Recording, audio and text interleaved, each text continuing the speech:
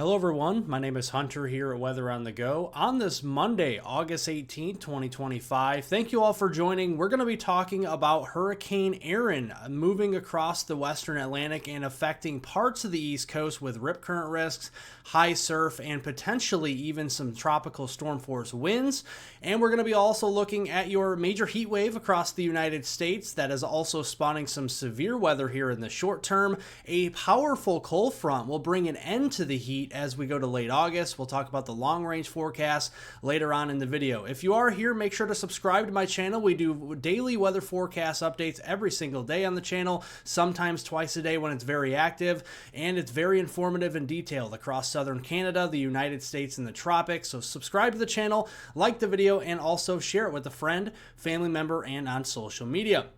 Let's get going here today. And by the way, it is National Ice Cream Day, so a nice day to get some ice cream today as it's hot out across the United States. Again, more on that in a moment. Right now, we are looking at Hurricane Erin. It is a major hurricane just to the north of Haiti as we go into noon hour here today. And the National Hurricane Center dubs this as a Category 4 hurricane with maximum sustained winds of 140 miles per hour, moving to the west-northwest at 10 miles per hour and likely remaining a major hurricane through Wednesday evening at 8 o'clock as it cuts between the Outer Banks and Bermuda there, right in between, and remaining a hurricane all the way up past Atlantic Canada there on Saturday morning even at 8 a.m. So we're looking at the system, very formidable. The eye wall replacement cycle did weaken this system recently, and so it did actually go back to CAT-2, CAT-3 strength, but actually now back to Category 4 status as the eye wall replacement cycle is completed. And this system is really set to thrive. And you can see here, the intensity guidance does keep this at a Category 3 strength really through the next couple of days before tailing off back to eventually a Category 2 and then a Category 1 hurricane once it passes to the south of Nova Scotia and Atlantic Canada by this weekend. No surprise there that it's a major hurricane. A lot of people saw this coming just simply looking at the ocean temperature and the heat content down here. It is well into the 80s, if not low 90s, so this system is set to thrive over the next few days until it encounters somewhat cooler waters than where it's at now. Once it moves up into the northwest and eventually the north central Atlantic basin, then it will slowly start to dwindle and weaken.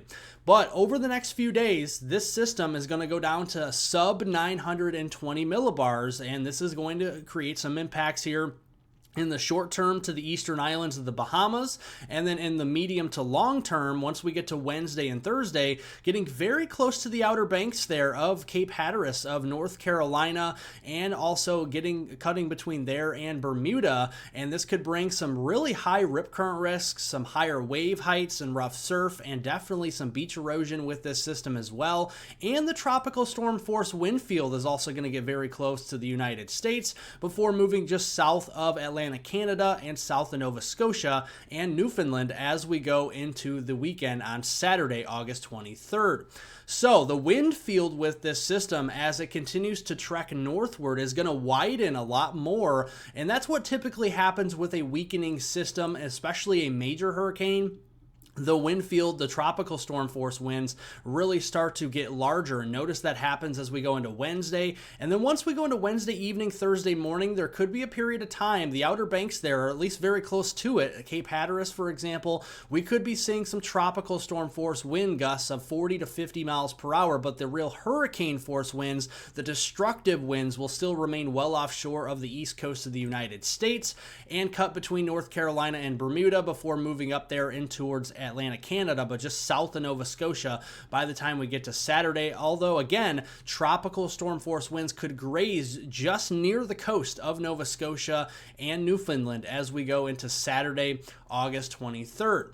Looking here at the wave heights, again, we talked about the rip current risk with this system, the rough surf, high wave heights, and also even the beach erosion, and this has a lot to do with it as we have a strengthening wind field, and as the system grows larger, the waves are going to go further out, and you can see by the time we get to Tuesday, we're already seeing some wave heights increasing there for areas near Charleston and Myrtle Beach, up to Wilmington and Cape Hatteras, and then once we go into Wednesday, Thursday, The mid-Atlantic coast there, the Jersey Shore, starting to see those higher wave heights approaching around 5 to 10 feet. And then Cape Cod up there into Massachusetts could be seeing up to 15-foot waves. And then that will arrive into Nova Scotia, Newfoundland by the weekend, again with 10 to 15-foot waves. We could be seeing breakers here near the eye wall that could be over 80-foot waves here into the western Atlantic that nobody will see, hopefully, but definitely cutting between Bermuda and the Outer Banks. 80-foot waves or greater. That is going to cause a lot of high waves and high surf out there. That is for sure. Another thing we're tracking here into the main development region on the heels of Erin is another system. This is another tropical wave that came off of Africa a couple of days ago and is getting closer toward the Lesser Antilles. In fact, the National Hurricane Center has a 50% chance of development here, and this does include the Leeward Islands, Puerto Rico, and the Eastern Dominican Republic. So we need to watch this carefully. This actually looks to track a little bit further south than Erin did, and this could affect more of the northeastern Caribbean as we go into the next 5 to 7 days. And we'll look here at some of the guidance that this is provided by, and you can see the ensemble of the Euro is showing some members getting into the northeast Caribbean, but taking somewhat of a similar path to Erin. Now there are, once you get further out, 7, 8, 9, 10 days, you start to see these members spread out because of the uncertainty, and that grows once we get into the middle of next week. The GFS ensemble guidance does show this getting very close to the Leeward Islands, Puerto Rico, and the Dominican Republic, and the Northeast Caribbean in general, and then taking a similar track there to Erin. But again, we can't discount some of these members down here closer to Cuba, closer to Haiti, into the Bahamas there, as this system could also start to wind up and move up the East Coast, or could continue to trek westward in through the Caribbean and the Gulf. We just don't know right now. We'll keep you updated as we go further along. But just like Erin, this system is going to have a lot of legs with it, and it could definitely strengthen with these thermodynamic water temperatures, very warm here into the 80s. The further west it goes, quite likely into the Gulf, if it does. I mean, the Gulf is a hot tub right now. We are seeing widespread upper 80s to low 90 water temperatures there, and the tropical system hasn't even interrupted the Gulf in quite some time, and that is why it is so warm, well above the historical average. So if this system continues to move westward, unlike Erin that kind of curved up here, if it continues westward to the Gulf, we're going to be talking some major problems. So there's something to keep an eye on, nothing to panic about for right now, but definitely something to keep an eye on. Into the East Pacific Basin, no tropical cyclone activity over the next 7 days. That's some great news, and it is quieter over there on that side over in the Pacific. Now let's talk about the big ridge of high pressure that is building across the south central United States, extending from Arizona all the way up into Missouri into the Ozarks, of a 594 decameter high pressure ridge. The airflow around a high pressure system is clockwise, and you can see that the heat is really building underneath the center of that ridge here across the southern plains and lower Mississippi Valley here, Dallas, Little Rock, and Memphis, down here to Shreveport and Jackson, Mississippi. We're going to be really in earshot of seeing 100-degree temperatures this afternoon. In fact, in the central U.S., as we go into mid and late afternoon today, we're going to be back into the 105, 108 range with our heat index values, and that is going to make it feel very oppressive outdoors here today. In fact, we do have heat advisories across much of the Mississippi Valley here in orange, and you can see the magenta color down there, including the Little Rock area and Memphis, and even parts of northwestern Mississippi. Those are extreme heat warnings. And then you look down there into Southern California, Nevada, and into Arizona with the maroon reds. Those are extreme heat watches, which will likely be converted over to either heat advisories, but more likely extreme heat warnings in the desert Southwest as we go in the next few days, just because of our ridge of high pressure. And notice as we go into the day on Tuesday, we're going to be dealing with record highs in the lower Mississippi Valley in the low 100s, even some record highs back into Utah, western Colorado, Idaho, and Montana. Once we get to Wednesday, more of that heat is starting to cool off, though, for the Midwest midweek, and then we start to see a powerful cold front enter into the upper Midwest of the United States by Saturday, August 23rd, and that could bring some really nice temperatures, upper 60s to mid 70s, and lower humidity humidity, and that will become more widespread by the end of next weekend here on Sunday, August 24th. In fact, let's look at that powerful cold front coming in, and you can see the temperatures anomalies are going to be dropping into the 22 to 25 degree below normal range, even down into the Central Plains and the lower Ohio River Valley once we get to the following Monday, a week from today, Monday, August 25th. And you can see it's going to scour out a lot of the moisture out there. Our dew points are going to be dropping into the 40s and 50s. So not only are our temperatures cooling off, but our dew points and our moisture is getting scoured out. So it's going to feel a little bit like fall, especially early in those mornings as we go into especially late in the weekend and early next week. And this is a rather strong Canadian high pressure system moving into northern Minnesota here. And that is going to be providing us with plenty of sunshine in addition to those cooler temperatures and that lower humidity. So I'm definitely looking forward to that. Before we get there, we're watching for severe weather this afternoon and evening. First across the plains from South Dakota into Nebraska, northeast Colorado, and into Kansas. Another area with yellow here in eastern Iowa, southern Wisconsin, and northern Illinois. In the yellow, that's where we're looking at scattered severe thunderstorms possible. In the dark green, that's where isolated severe weather is possible today. Mainly a damaging wind threat between 60 and 80 mile per hour here across anywhere you see a brown and especially the yellow. The hail threat is more confined here to the plains, so South Dakota into Nebraska. North Platte up there toward Rapid City. Could be seeing some hailstones approaching $50 size, for example, this afternoon and evening. The tornado threat is greatest here into northeastern and eastern Iowa, south central Wisconsin, and northern Illinois up along the Highway 20 corridor. We're talking Madison, Prairie du Chien, up there toward Elkader and Dubuque, Iowa. We're looking here at Racine, Kenosha, and Milwaukee, Janesville, and Monroe, and then stretching southward into Rockford, Waukegan, and the Chicago, Cook County area as well. For a 2% chance of tornadoes within a 25-mile radius of any given point in and around this area here. This is a 2% chance in green.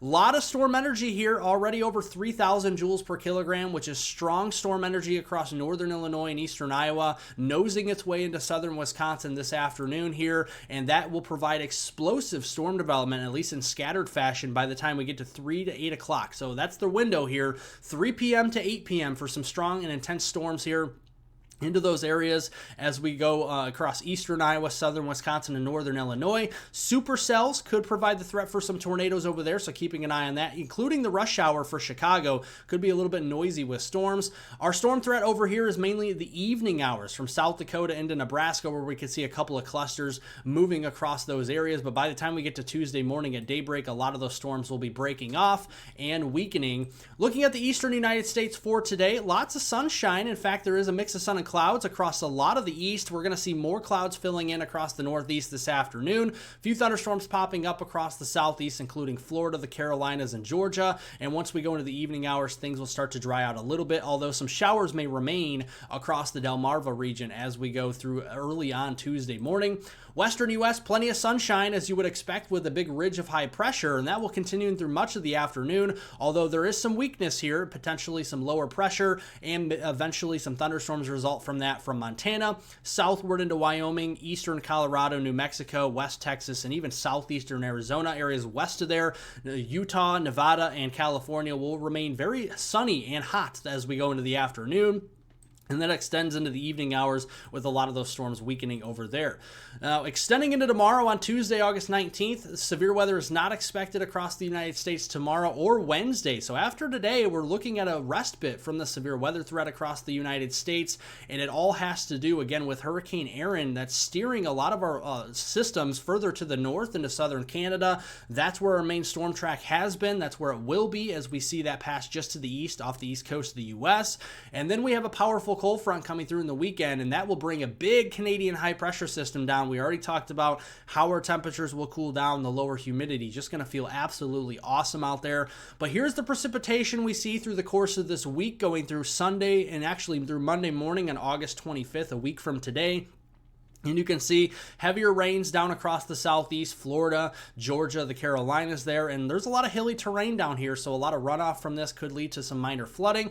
Up across the Midwest, some chances. Back here into the Front Range and the Plains, some chances, but the main storm track is, again, further to the north across southern and southeastern Canada and near the Hudson Bay. And as we extend it into next week, the last week there of August 25th through the 30th or 31st or so, trough across the northeast will provide plenty of cool air to go around as we go into next week. A little bit of a weaker ridge down into Texas along the Gulf Coast and a ridge building in southwestern Canada will provide us with some warmth in those areas. Again, southwest Canada, British Columbia, Alberta, and Saskatchewan. The Pacific Northwest, a little bit warmer next week than normal. Texas, New Mexico, and along the Gulf Coast, a little bit warmer. And some of that is driven by the drought. Drier ground heats up much faster than a wetter ground does.